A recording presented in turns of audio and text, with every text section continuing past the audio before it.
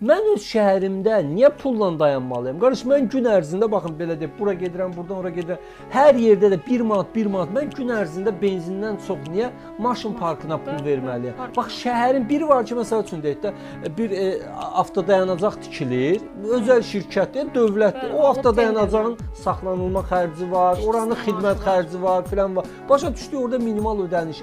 Yolun qırağında sən nə xərc çəkirsən ki, mən yolun qırağında maşın saxladığım üçün sənə pul verməliyəm. Hər millimetrindən bizim cibimizə məhlələrin içini, bax bizim məhlənin qapının ağzını giriblər parkinqə. Şərəndə vurublar mı? 100 var və pulla. Yəni qardaş, bu nə deməkdir?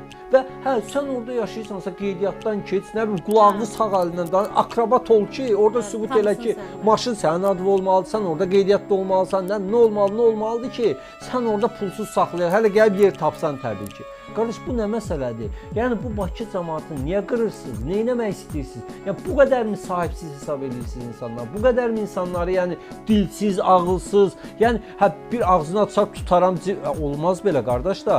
Yəni bizim işimiz budur və biz deyəcəyik, olmaz. Mən niyə bir saatımı, saat yarımımı, uşaqlar məktəbə gedəndə 1 saat, qaydanda 1 saat, niyə yollarda, izlərdə qalmalılar? Bu insanlar səhər 8-dən çıxır, axşam 8-ə qədər, sonra da oradan çıxır, düz 3 saat yarım, 3 saat civarında adam yolda, nədir 24 saatin 3 saatını mən niyə yolları xərcləməliyəm? Bacarmırsınızsa, qabiliyyətiniz çatmırsa, bilmirsinizsə, çıxın gedin qardaş, çağıraq Koreyadan 1000 dəfə demişik. Koreyadan çağıraq, dövlət pulunu versin, görün necə tənzimləyirlər. Axı adi bir yol, mən sizə başqa bir nümunə gətirim.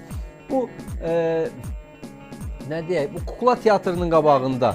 Orada xatırlısınız, o yuxarıdan yol gəlir, qala divarlar. O yolu bağlayıblar, amma svetofor qalıb orada. Ha qardaş, bu nədir, nə etmək? Biz gic yerinə qoymusunuz, insanları gic yerinə qoymusunuz. Hə, orada deyəcək piyada keçidi var. 10 metr o tərəfdə də yeraltı piyada keçidi var. Yəni kukla teatrının qabağında.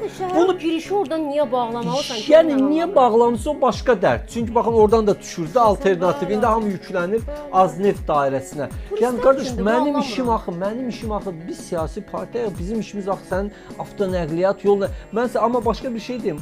Türkiyədə baxın bələdiyyə seçkilərində iqtidarın uduzma səbəblərindən biri nəqliyyat məsələsi idi. Müxalifət onunla gəldi ki, nəqliyyat problemini həll edə. Bizdə nəqliyyatı problem kimi görmürlər. Nəqliyyat qardaş ancaq pul yığılır. Bax sual verirəm Səniz xan, buradan qoy Aynanın rəhbərliyi də izləsin. Ayna nə vaxt hesabat verir? Maliyyə hesabatı, pullar hanı?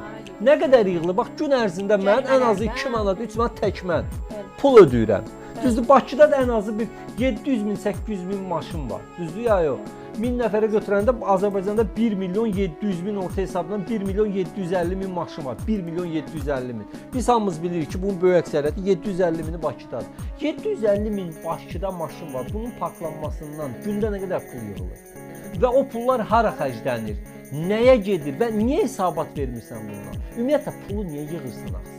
Nə pul yığmaqdır, nə məsələdir? Mənim cibimə girir. Yəni bax, burada məsələ odur ki, biz vətəndaşları necə soya bilərik, necə ciblərindən çıxarda bilərik.